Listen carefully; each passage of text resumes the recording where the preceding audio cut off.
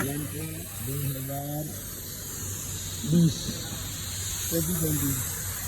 इसमें खड्डे में जाने से आवाज़ आती है डज।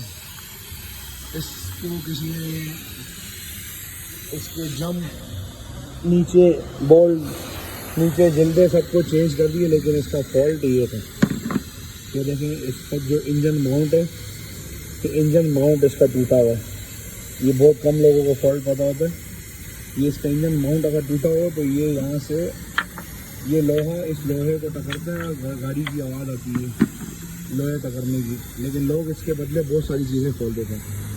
तो आइंदा याद रखें, एलेंट्रा में अगर इंजन में डस्ट की आवाज़ आए गाड़ी में खड्डे में चलते हुए, तो ये इंजन माउंट टूटा हुआ था। ओके, ये नया माउंट हमने इंस्टॉल कर दिया, इंशाल्लाह आवाज़ बनेगी।